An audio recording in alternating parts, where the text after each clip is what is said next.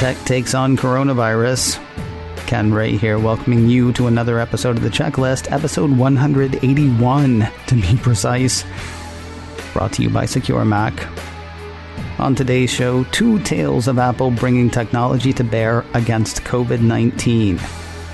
We'll talk about the plan Apple and Google are working on for contact tracing. We'll also look at how Apple is using its Maps data to fight the spread of COVID-19. And finally, Apple is tops in something it would rather have nothing to do with. Find out what that is and how to keep yourself safe on this edition of The Checklist. Brought to you by Secure Mac.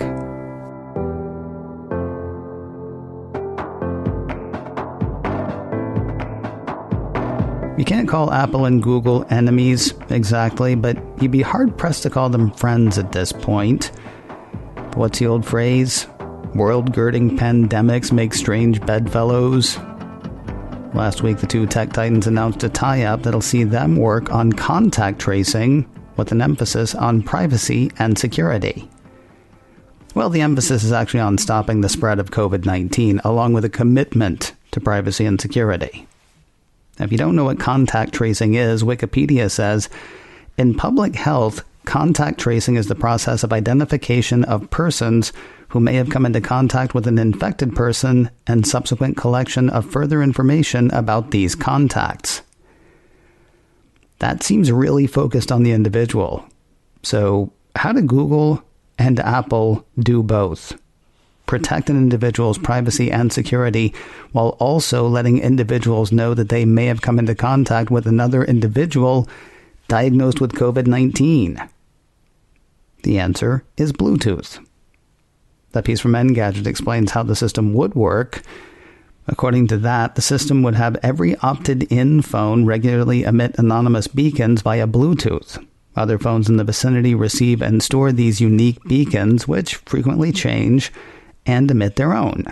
This creates a record of two phones in proximity to each other, but only known by the two phones. Should one person later test positive for COVID-19, a health official could ask the patient to send their records to a server that broadcasts to other phones and alert any phone whose records match that they recently encountered a person with the virus, perhaps encouraging them to get tested. According to Engadget, this is, for the most part, the system Apple and Google have thrown their weight behind, and it raises a lot of questions. When first announced, we didn't know how far back the system or systems would go. For Apple, this seems fairly easy, though Android is famous for smartphones that are nowhere near up to date in terms of operating system. A piece from TechCrunch had Apple and Google answering a lot of questions about the proposed plan. On the operating system side, the piece says Apple said it'll roll out the update to the broadest number of iOS devices possible. More than 3/4 of iPhones and iPads are on the latest version of iOS 13, and they'll receive the update. Google said it will update Google Play services, a core part of Android, with the feature so that the contact tracing system can run on the entire fleet of Android devices running Android 6.0 or newer, and not just the most recently updated devices. Now, the latest information I could find on StatCounter showed that about 85% of Android phones are running Android 6 or later. So, really not as bad as it used to be. I mean, you'd like to see 100%, but you're never going to. Personally, 85% is much better than I would have feared. So that's operating systems covered. Next, we hit the part where everybody has to opt in. The good news here is not everybody has to opt in. For it to be somewhat effective, according to Oxford researcher David Bonsall, you would need about 60% of a country's population to opt in. Here in the States, members of Congress question whether we'll get to that, but we'll get to them. Next, we jump to a piece from the BBC, which has Ross Anderson, professor of security engineering at the University of Cambridge, saying even if you get a good number of people to opt in, the effectiveness is blunted if people aren't tested regularly. The BBC says Anderson's also got concerns about Bluetooth, given that its signals can go through thin walls, meaning there could be false flags. Finally, he expressed worry around trolling, suggesting that allowing people to report that they were ill without any verification opened up the system to abuse. That last one at least is covered. A piece from Mac Rumors says the system Apple and Google come up with will require verification before a user can claim a COVID-19 diagnosis. According to the report, users will be required to submit proof in order to report that they have tested positive. As an example, the piece continues, Apple said that a person who tests positive for COVID-19 could receive a QR code with their test results and then scan that QR code within the contact tracing system for confirmation purposes, but the exact implementation remains to be seen. Apple said verification will be handled by an external entity and could vary by region. The piece also had Apple assuring the public that the contact tracing system will not be enforced by governments and will instead function on an opt-in basis. But what, you may wonder, keeps your information private if you do opt in? Basically, the system being built by Apple and Google won't record where you were or when you were there. The only thing you know, says Engadget, is whether you've encountered somebody who tested positive in the last 14 days, and there would be no revelation of who that person was. I gotta say, I love the user privacy commitment expressed by Apple and Google. That said, I worry about all the other apps on our devices keeping track of where we're going and when we're doing it. While it wouldn't be on the up and up, I'm not sure it would be terribly difficult for some enterprising third party to put two and two together. However, that might be mitigated by who has access to the API. Back to the TechCrunch Q&A that's got Apple and Google saying that only public health authorities will be allowed to access the contact tracing API. This limited API use will be restricted in the same spirit that you restrict individual health care to licensed medical professionals like physicians. In the same way, use of the API will be restricted only to the authorized public health organizations as identified by whatever government is responsible for designating such entities for a given country or region. Now, TechCrunch thinks that part's kind of tricky. What if you have, let's say, a more repressive regime designating a sort of authoritarian wing of its government as a legitimate public health agency? TechCrunch says this sounds like it could be a place where friction might occur with Apple and Google on tricky footing as platform operators. Now, the last question in the TechCrunch call and response, should you trust this system? There's no easy answer, says the report. It seems like Apple and Google have made a system that's better than nothing, but it's a system that requires considerable user trust. You have to trust that Apple and Google have built a system that can withstand abuses, either from themselves or governments, but no system is foolproof or immune to abuse. If you don't trust the system, you don't have to use it. This brings us to Capitol Hill. In a statement to Reuters on Wednesday, says a piece from Apple Insider, Senator Richard Blumenthal, Democrat of Connecticut, said that Apple and Google have a lot of work to do to convince a rightfully skeptical public that they are fully serious about the privacy and security of their contact tracing efforts. That doesn't seem overly helpful. I mean, he's not wrong. People do have to trust them, but, Congress and the White House could work with Apple and Google to understand whether privacy is being protected. Then, if their concerns are addressed, they could work to convince the public rather than skeptically saying, I don't know about this, before anybody knows about it. I gotta say, for me personally, when this system starts rolling, I'm probably going to go ahead and opt in, despite any trepidation. Speaking of which, when will the Google-Apple combo solution be ready? It's going to be a bit. The way Engadget lays it out, first they will introduce an interoperable API on both Android and iOS for Bluetooth-based contact tracing on public health apps. This should be ready by mid-May. Then they'll add their own contact tracing functionality into their respective operating systems, but this is months away and would still require a public health app for a full range of functions.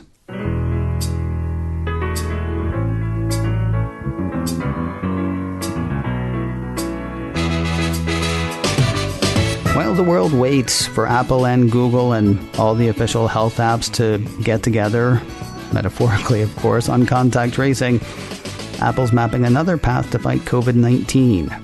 Engadget says Apple is using its Maps data to help stop the spread of coronavirus. On Tuesday, the piece says, the company unveiled a new web-based tool that lets users see how the coronavirus pandemic has affected walking, driving, and public transportation trends in major cities. The company uses data from its Maps app and shows how mobility has waxed and waned since mid-January. Apple hopes that this data will provide the insights needed to help form public policy decisions. Now, I know a lot of people are angry that they can't go to parks and beaches right now, even if they go by themselves. But the problem is if you go by yourself and someone from 2 blocks over goes by themselves and somebody else and someone else and somebody else does the same thing, suddenly you got a mound of people there, each there by themselves, but not one of them alone. The way Engadget figures it, if cities and towns use Apple's Maps data to see people turning up in places besides their homes, they could do something about it, like close the beaches and parks until it's safe again. COVID-19 is not just a U.S. thing, obviously. As the pandemic is global, so is Apple's tool to fight it. Yeah, as long as you're in a busy part of the globe. Engadget says Apple's offering features data from major cities and 64 countries or regions. Now, there are 2 ways to view this data. I mean, like for you to view this data. Right on Apple's site, there's a pretty simple graph. It shows peaks and valleys in travel by walking, by car, and by public transportation, including how far below the baseline travel has fallen since the pandemic was declared in mid-March. For a more in-depth look, people can export the raw data as a .csv file. The terms on that are pretty hardcore. It's really for researchers, not the average John and Jane. As for the tool's usefulness, Engadget says it's difficult to gauge how many citizens in an area are actually complying with recommendations to remain indoors. So seeing a big dip in mobility could be an encouraging sign that people are taking the risks of contracting or spreading the virus seriously. Or, not. It depends on what people do. Now, the privacy-minded among us may wonder, does this mean that Apple Maps is tracking where you go? Not you, per se, but people. Of course, if you happen to be one of those, then yes. Kind of. According to Apple's site, reports are published daily and reflect requests for directions in Apple Maps. Privacy is one of our core values, so Maps doesn't associate your data with your Apple ID, and Apple doesn't keep a history of where you've been. It's not so much tracking where you're going as much as it's tracking where people have been. It won't retain the information that you, John Smith, went to the park. Rather, it'll look at the park and say, hey, look at all those people we can't identify at the park when they should be at home, or at the very least somewhere with fewer people. According to Apple's site, data that is sent from users' devices to the Maps service is associated with random, rotating identifiers, so Apple doesn't have a profile of your movements and searches. Apple Maps has no demographic information about our users, so we can't make any statement about the representativeness of our usage against the overall population.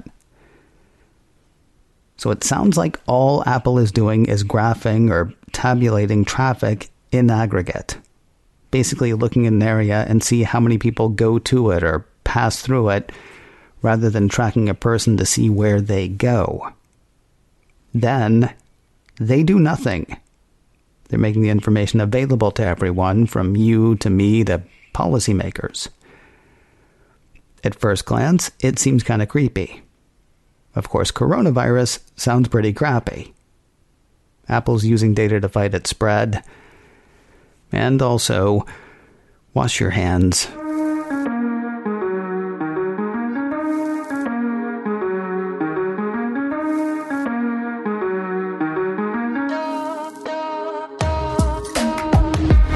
We'll do something that's mostly not COVID-19 in a moment, but first a word about MacScan 3 from Secure Mac. Macs aren't what they used to be. People who years ago thought they weren't real computers or thought they were overpriced toys, those same people use Macs every day now, trusting them with important work and a lot of personal data. As the Mac has grown, so has its status as a target. Bad guys want to steal the information stored on them. Guard against that with MacScan 3. MacScan 3 is a great defense against malicious software attacks aimed at your Mac. It's developed by Secure Mac, trusted names in computer security and developers of exceptional security software for over 20 years. MacScan 3 detects and removes Mac malware, catches keyloggers, removes tracking cookies, and provides full range or targeted scanning, all without crowding up your hard drive or slowing down your computer. Sign up for a free 30-day trial today at securemac.com/MacScan. Then once you decide to buy it for less. You can take a little off your subscription to MacScan 3 with offer code CHECKLIST. Try it first. Watch it kick those tracking cookies to the curb. Then when you're ready to buy it for less with offer code CHECKLIST at securemac.com/MacScan. Apple is the number one tech company on the planet by value. iPhones and iPads are often number one in customer satisfaction, and now a new number one that Apple would definitely rather not have. Apple Insider has cybersecurity firm Check Point saying that Apple last quarter was the number one imitated brand for phishing. The quarter before it was number 7. We've talked about phishing here before, though I don't remember whether we've discussed brand phishing specifically. According to Check Point, brand phishing involves the attacker imitating an official website of a known brand by using a similar domain or URL, and usually a web page similar to the original site. The link to the deceptive website can be sent via email or text message. The user can be redirected during web browsing, or it may be triggered from a fraudulent mobile application. In many cases, the website contains a form intended to steal credentials, personal information, or payments. Now, if you've listened to this show for a while, you've heard a lot of things in there that you know to avoid. The link to the deceptive website can be sent via email or text message. You can avoid that by not clicking on links in emails or text messages. If there's something to check on Apple's site is apple.com. It's pretty easy to type. You don't need to click a link. If you're offered a great deal on an Apple product, if the deal is legit, you will find it at apple.com. Don't click random links in emails or texts. If Apple's contacting you about billing issues, they're probably not really. Apple has advice on how to tell a real billing email from a fake one.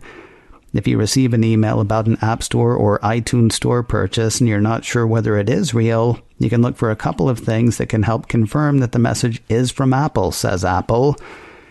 Genuine purchasing receipts for purchases in the App Store, iTunes Store, iBook Store, or Apple Music include your current billing address, which scammers are unlikely to have. You can also review your App Store, iTunes Store, iBook Store, or Apple Music purchase history. You can access that purchase history by hitting your account through the App Store, iTunes Store, iBook Store, or Apple Music. Getting back to what Check Point found, Apple Insider has the firm saying that web-based phishing campaigns are still the most popular, accounting for 59% of phishing attempts in the March quarter. Other imitated brands following Apple include Netflix in second, PayPal in third, and eBay in fourth.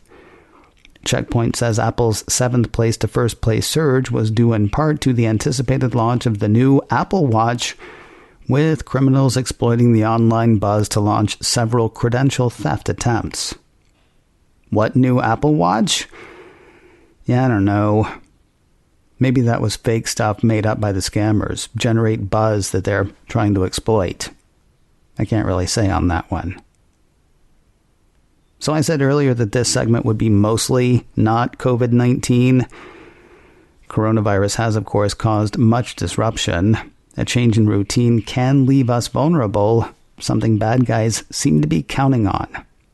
According to Counterpoint, in the first quarter, mobile phishing was the second most common attack vector compared to the fourth quarter of 2019, where it ranked in third place. So in the December quarter, it was web-based phishing attempts in first, email phishing attempts in second, and mobile phishing in third. Now email and mobile have traded places. Anyway, they did last quarter. As to why, Counterpoint says this may be due to the coronavirus pandemic, which has caused people to rely more on their mobile phones for information and work. There are also similarities in the brands being used in web and mobile phishing vectors such as Netflix and PayPal, which have risen in popularity due to an increase in the number of people working from home as a result of the coronavirus. Now, talking with the guys from Secure Mac earlier today, they brought up all the fake websites that are popping up tied to COVID-19. I know we've talked about a lot of those over the past few weeks. The best way to avoid those is to pick trusted sources for information. The CDC, the World Health Organization. CNN maybe, though mainstream media can be fairly sensational. NPR could be a good one if you're looking for something more even keel. Plus, maybe you'll tune in for news and accidentally stumble upon relaxing music.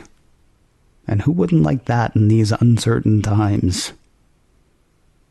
Whether we're talking fake Apple sites or fake coronavirus sites or really any fake site at all, a lot of this stuff you can avoid by following the best practices that we've talked about here on the checklist for years. For a few refreshers, checklist number 37 covered phishing scams. Checklist number 43 was things you needed to know about spam. Checklist 45 covered social engineering. Checklist 68 covered scams targeting the elderly, which could certainly target all of us. Checklist number 139 covered two-factor authentication. Turn that on wherever you can. That way, even if you do fall prey to a phishing scam, there's a chance you won't be compromised because bad guys won't have access to that second factor. Now, I just listed a bunch of different episodes that you could listen to sort of brush up on your skills avoiding the bad guys. There are a few ways to get that. First of all, you can subscribe wherever you get podcasts. Certainly Apple Podcasts and Overcast and other places.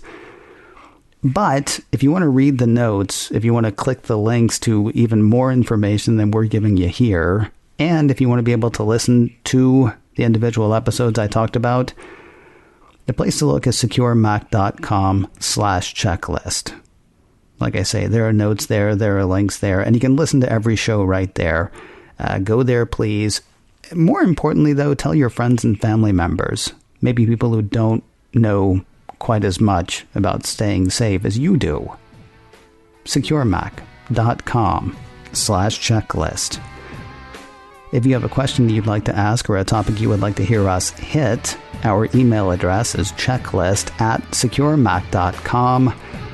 That address again is checklist@securemac.com. And if you can't remember that, please do remember this.